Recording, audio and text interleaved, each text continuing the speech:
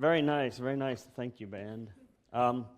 So we're finishing up. Well, actually, we got one more Sunday for this series on the Ten Commandments, and this morning we're kind of exploring this idea of having no other gods. This idea of idolatry. I love these two texts for one reason. The way in which these texts sort of respond to each other, sort of answer each other in an interesting, curious way. The first one, "I'm the Lord your God," the 8th, 9th century, somewhere in there, 7th, 8th, 9th century, we're not sure. Lots of debate on exactly before Christ when these Ten Commandments were actually written down by the various storytellers that make up the books of Exodus and the Torah and Leviticus. All of these books are written by essentially four different kinds of redactors or editors. So we're not sure exactly when, and yet it's clear that there's this sort of rule-oriented way of life that distinguishes the Israelites from the rest of the people, the Hittites, the Canaanites, the rest of the people that are in the Mesopotamian area. And so it's very definitive. You won't have any of these other gods before me. I'm the only God. And then if you do bow down to these other gods, then it's going to be rained on. These sins will visit thousands of years from now, thousands of generations upon generations. And then you come down to the story with Jesus and the disciples who are sitting here arguing, and some of the legal people come up to him and say, okay, so this man's blind, so whose fault is it? Which generation was it that the sin occurred in this man's past, that he's now suffering because of the sins before?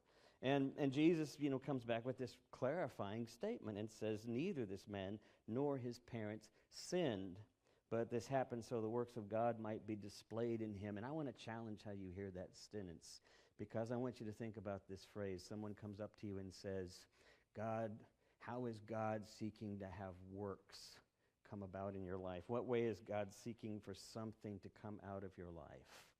And just kind of hold on to that idea that God might display the wonder and possibilities of life in you. I think it's an interesting idea, how it contrasts.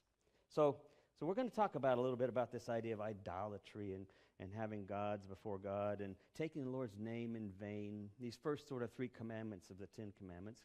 And I want to start off with a little story about Hoja, one of my favorite characters. I've been telling a lot of Hoja tales lately, a lot of these Middle Eastern wise fool stories that come actually out of the Sufist tradition. But as you can tell, there's a lot of wisdom in these stories. And so Nasruddin Hoja was once again teaching in the community, and he was teaching about God. And there were people, particularly the leaders, who were having a lot of trouble with what he was saying. He wasn't being specific enough. He was saying, who knows, he was actually teaching that the fact is, or the reality is that we can say a lot of things about God, but the more likely scenario is we don't know what we're talking about. And folks got pretty upset with that. That didn't make some of the leaders happy. It made them pretty frustrated. So they took Nasruddin before the judge. And they said, this man is teaching nothing about God, except to say that God is a lot of things, and God may be nothing at all that we think God is. The judge says, well, Nasruddin, what do you have to say for yourself? And then Nasruddin said, well, I wonder if I could get some paper and some pencils. So they went and got some paper and pencils. And then he handed a piece of paper and a pencil to each of those who had accused him. And he said, I'll answer your question, but I wonder first if you would write down your answer on your piece of paper and then hand it to the judge to this question, and that is, what is water? So they sat down and they each wrote down an answer. And when the judge got all the pieces of paper, the judge read them out and said, well, water is a combination of hydrogen and oxygen. He put another piece of paper and looked at it and said, well, water is liquid. It's what rivers are made out of. Put down that paper, came up with another one. Sometimes water is a solid form, it's ice. Sometimes it's a misty gaseous form. Read another piece of paper, water is something we don't have near enough of. Read another piece of paper, it said water is what we're mostly made out of. Every single piece of paper had, oddly enough, a different answer for what makes up water. But here's the thing, Nasruddin looked at the judge and said, Your Honor, I think it's interesting that the people who have accused me that I can't really speak to what God is, can't really come up with a single definition for water. They have multiple definitions for what water is, and this is something they use every day. And God is something for which we have very little idea or know exactly how to see, if any of us have ever seen God, which I would wager we have not in the way we think. And so Nasrudin was once again set free and back to teaching, much, of course, to the frustration of others. I want to read to you something that Martin Luther wrote. He wrote this. I want to read it primarily because next week is the anniversary, 500th year anniversary of the Protestant Reformation. I believe it's the 27th, actually, of October, but we're celebrating it on the 29th. And so, you know, when he wrote, you're familiar with, he wrote the 99 Theses, I believe, 99, somewhere thereabouts. There's actually debate on how many theses. 95? Yes. There's actually debate on that. And he wasn't also the very first person to put the thesis up, but he was the one that was most recognized. Apparently there was a lot of debate going on back in those days, which makes sense, right? 95 theses don't come out of nowhere, right? They come out of a struggle with trying to understand the nature of God and our relationship to God in the midst of life and in the midst of sort of power struggles. And power struggles play a huge role in our understanding of God. We don't have to look around too much to notice how that gets manipulated right and left. So this is what Martin Luther King wrote in something he called the Large Catechism. And the Large Catechism, and it begins with a reflection on the first commandment. You are to have no other gods. That is, he says, you are to regard me alone as your God. What does this mean, he asks. How is this to be understood? What does it mean to have a God? And what is God? And then he says, answer. A God is the term for that to which we are to look for all good, and in which we are to find refuge in all need. Therefore, to have a God is nothing less than to trust and believe in that one with your whole heart. As I have often said, it is the trust and faith of the heart alone that make both God and also an idol. If your faith and trust are right, then your God is the true one. Conversely, where your trust is false and wrong, there you do not have to have the true God. For these two belong together, faith and God. Anything on which your heart relies and depends, I say that is really your God. So he provides this answer that sadly for me is not an answer. It's an assumption. It's a presumption that everyone knows exactly what he's talking about. Right? Everyone knows what he means when he says, if it's trust and faith, if your faith and trust are right, then your God is the true one. But do we know what faith and trust being right means? That was part of the problem with the Catholic Church in the Protestant Reformation. The Catholic Church at the time knew what was right and wrong. Protestant Reformation began to question. Where does the questioning stop? Maybe the better question is, where should it keep going? I told this story, and I won't go into all the detail because I know that everyone in here read my blog post, right? Right, everyone in here read it, and you're all looking at me like, yeah, whatever, okay. And I've had people say, look, man, I'm not going to read your blog post if you're going to tell the story that you write in your blog post. I'm just not going to read it. So I'm caught in this quandary now, right? Do I tell it because over half of you didn't read the blog post, but there's at least a third of you or so that did read the blog post, and you've already got the spoiler alert. And so I'll just summarize that it was my first experience with my questions about God, and I was in the third grade, and my uncle took me to see a wrestling match, and I went to see Chris Von Erich. How many of you remember Chris Von Erich? I went to see Chris Von Erich as he wrestled with Spoiler 1 and Spoiler 2. And it was a winner-take-all championship kind of match, 1 against 2. And it was a great, exciting event. We went to Will Rogers Coliseum. My Uncle Mac took me and my brother there sometimes. And of course, it was thrilling. You know, there's this whole culture around the wrestling matches and stuff. And it's just this wonderful drama that takes place. And Chris Von Erich, of course, famous for the claw, right? The iron claw. And so just as the drama begins to pound, and as, of course, he's about to be defeated, and the two are double taking him and about to defeat him, that's when he's hit the ground, and the ref is about to count it out, and then you see that arm come up, right? You see the arm come up, and the whole crowd is chanting, claw, claw, claw, right? I mean, there's this community understanding of what happens, even though you sort of subconsciously know the odds are he's going to win. He is Chris Von Erich. It is the claw after all. And not only does he do it with one claw, both hands come up. And he quickly turns on both spoilers, slams them to the floor, and it's over with. And of course, there's all the shouting, and after which I am for some reason equating Chris Von Erich and supreme power with notions of what is God. Because I'd been to my first Sunday school class the week before, and I'm asking questions of, can God beat up on all the other gods? Like, can God beat up Allah? Can God beat up Buddha? Can God beat up all these other Odin? And my uncle is doing the best he can to sort of say, yeah, Tom, that's not really what it's about, but I keep interrupting until finally I ask the question, what about Santa Claus? And he goes, well, now, wait a minute. Santa's not a god. He's a guy. He's magical. He's special. He does really magical things, but he works for God.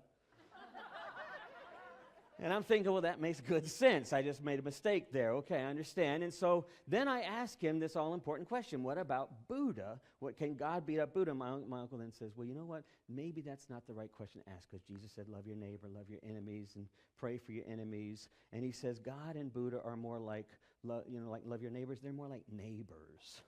And so then I'm thinking about my neighbor, Jimmy Patterson, because he and I got in a fight the week before. And I got beat up by him, and I'm thinking, I wouldn't mind beating him up, now. And so I'm still confused. But then I realized, I write that story, and I realized after I had written that story, I realized something really interesting, because I don't know about you, but you've probably been doing the same thing. You've been online, you've been seeing all of the Me Too posts, you've been apprised of the whole Weinert scandal and all of the sexual harassment that's been going on.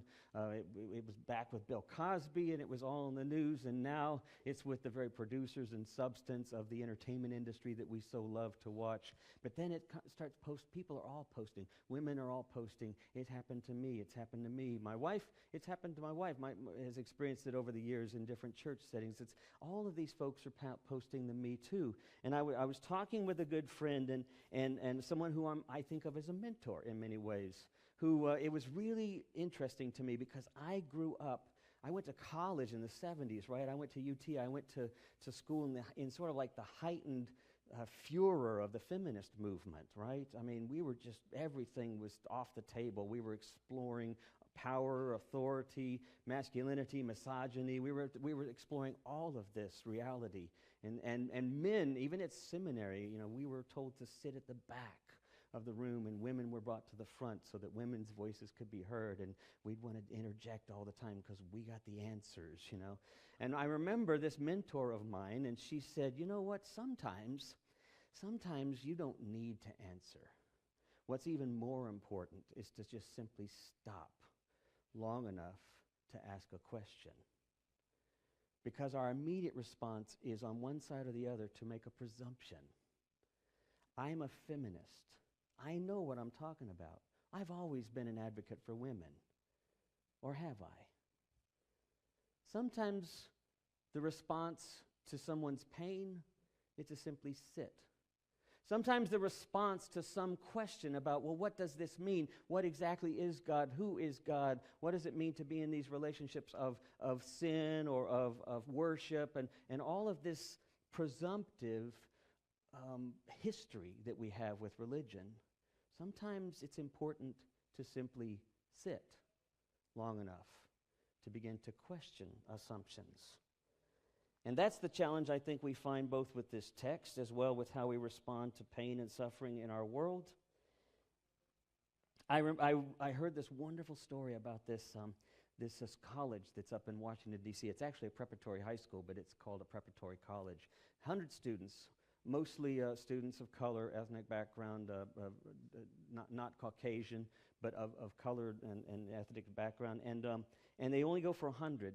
And they are always looking for the most at-risk students in Washington, D.C., and it's called the Ron Brown College, Preparatory College. And I heard this interview the other day about it, and it was fascinating because he said something interesting to me. He said, think about most of these kids' backgrounds.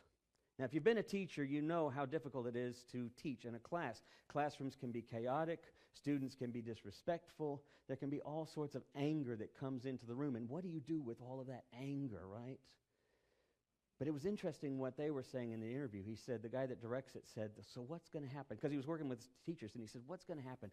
The student comes in, and they're taking God's name in vain. They're cussing, they're angry, and there's all the bleeps coming out over the radio as he's talking about this. And your first response is what? Well, if you'd been a teacher in a former setting, you're saying that student needs to leave, which does nothing but confirm the narrative that student has lived with all of his or her, or in this case, it's all men, all of his life, right? The guy said to the interviewer, he said, we're not creating a school here to give people who've had or at risk to give them a leg up. We're not doing that. We're creating a setting that tries to redefine their narrative, to redefine their story, who they are. Because their story has existed always in the context of power and not having power. And so they live a life that is in disruption at home. They live a life where they might not have had any food, might not have had any sleep. Their life is mostly lived in a context of survival from moment to moment, and whatever best way does that. So when they come in, what you're seeing is a disruptive student. What they're subconsciously hoping for, he said, is a safe place to be. The only safe place they have to be. It completely reframes it, right? But you'd never get there without stopping to ask, or unless somebody really helps to lead you there. And that's the challenge with us in our understanding of who God is, or what God is, or how we begin to understand having other gods before God. We're so ready to go there with our presumptions, our histories. I was reading a book called Deviate by a guy named Bo Lato. He's a neuroscientist out of Harvard, and he wrote this wonderful book. I encourage you to check it out, called Deviate, The Science of Seeing Differently. But in there, he talks about the fact that we don't approach anything with a new mind. We can try, but we have to try really hard, and we have to go through a lot of work in order to try to see things, as Meister Eckhart would say, to see things strange. We don't see things strange. We see things based on a history of neurological patterns. We literally work off of neurology. The reason why I can see this microphone and don't even have to think of, oh my God, what have I just picked up? Is because I've neurologically programmed, this is a microphone. It's so familiar. I don't have to even second guess it. The reason why so many people don't like to come to a worship service if it's not black and white, or why people have trouble experiencing, even whether you're if you're atheist or if you're fundamentalist, the reason why that exists is because of this unwillingness to begin to question. Because it's difficult. We start with presumption. What is Humpty Dumpty? What is Humpty Dumpty? What is he? An egg. He's an egg, right? Right? No. Who told you he was an egg? The storybook did. Yeah. Lewis Carroll did in his book, the Alice in Wonderland. You go back into the 1640s, he was a canon at the top of St. Mary's Church in Colchester. They called large things Humpty Dumpties that were unmanageable. Sometimes they gave those names to kings even as a mockery. But they were unmanageable large items. And in this battle, the cannon fell from the wall. It was shot down. And the king's men, the royalists, could not get it back up there to defend against the attacking army, and they lost the battle in 1648. And many years later, it gets translated to something else, right? Humpty Dumpty, an egg. Of course it's an egg. What was the fruit that Eve gave Adam, right? An apple, right? No, I mean, of course it's not an apple. There are no apples in the Middle East. You don't find apple trees over there. They don't grow there. You find fig trees, you find pomegranates, you find all sorts of other fruit. But the apple, who got it there? Well, two things. First of all, the word for apple in Latin, in ancient Latin, when Jerome started working, the great writer and transcriber in the 4th century, St. Jerome, he transcribed all of the Bible into Latin text, or the text that they had at the time, into Latin, which was the common language. Well, the Latin word for evil is very similar to the Latin word for apple. But he wasn't saying apple. He was saying don't touch evil and don't offer it because that's the tree of knowledge. He wasn't saying this is the fruit, it's an apple, don't do that. But it gets translated that way because of John Milton when he wrote Paradise Lost. It gets translated 3 or 4 times in there as an apple, right? So now we've got an apple. Those are just such silly examples of presumptions, but we bring presumptions to everything we do. We bring assumptions to everything we do. How do we begin to deal with this idea of having gods before gods when our very understanding of what God is this idea we've historically brought to this very moment? Meister Eckhart said that if you want to see something and to see it anew, you have to see it strange.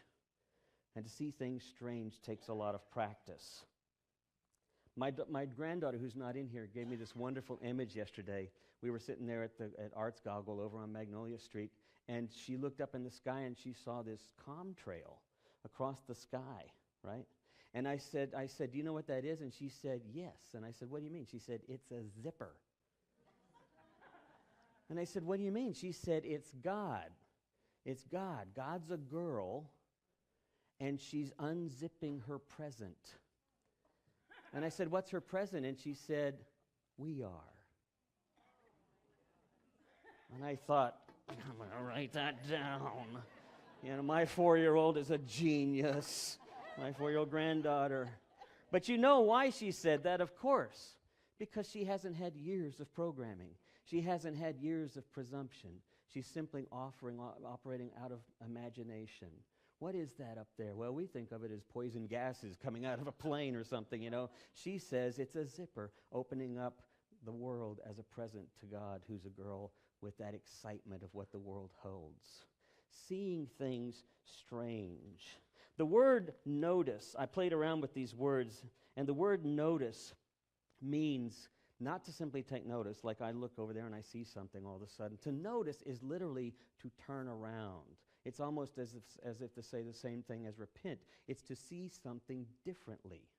It's to turn it around and look at it, to begin to try to understand it. It comes from that deep sort of foundation in the Greek and Latin of examining, not just to simply look. Our tendency is to look, but the challenge is to begin to stop and to sit with things. And it's so difficult for us. It's so difficult for us to do it in relationship to one another. It's so difficult for us to do it in relationship of power struggles where people in power have power they don't even realize over others simply by virtue of our being here and who we are. And yet, if we're not willing to sit for a moment, we don't begin to discover what that really is. So my little theory here is that, and band, you guys can come on up as we think about this. I love this song that Philip Phillips sings. And the words here, which you'll see in a minute, but I love these words which say, I can't go wrong as long as I remember where I'm from. When Paul Tillich said we live and move and have our being in this reality we call God, even that's hard for us to begin to understand, because even that becomes this sort of sacred, sort of wishy-washy, new agey kind of thing that we go like, yeah, everything's sacred. Every now and then God comes out of nowhere and we experience God. Every now and then, like in the show, Harold lives here, Henry lives here, where he was dying of cancer and he lived in a small little tract house, and then the neighbors noticed that Jesus was on the side of his wall. And so they start coming because they see the image of Jesus. Suddenly, here's God suddenly becoming present in their midst, and everyone's praying around it. And what really happens that nobody notices is that the community comes together, that there's healing in the community because the community comes together. I have a wonderful grate of cheese that someone bought me for a Christmas plea. It's a cheese grater. And if you look at it at an angle, I know this is kind of goofy, but if you look at an angle, there's the image of Jesus' face. It's important. I mean, it was put there. It's imprinted on the grater. It's not like I'm seeing it. It's actually drawn there.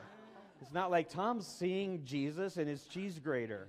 No, it's actually there. And it's in a sense kind of a mockery. It's kind of a parody of that reality that some people do begin to imagine certain places and certain moments and certain experiences as being sacred, as if God suddenly breaks into this liminal stage, when in fact, Everything's liminal. Every moment is a means of grace. Every experience is an opportunity to discover something deeper about our connectedness with the greater being in which we live. And how we define that is so up in the air, I think. The minute we try to define it too tightly, I think we get off track and we forget about how to relate to the moment because we've defined it. The challenge for us is how to see things strange, how to remember where we come from, that sort of innocence that begins to see possibilities where we'd already defined there weren't any. Amen.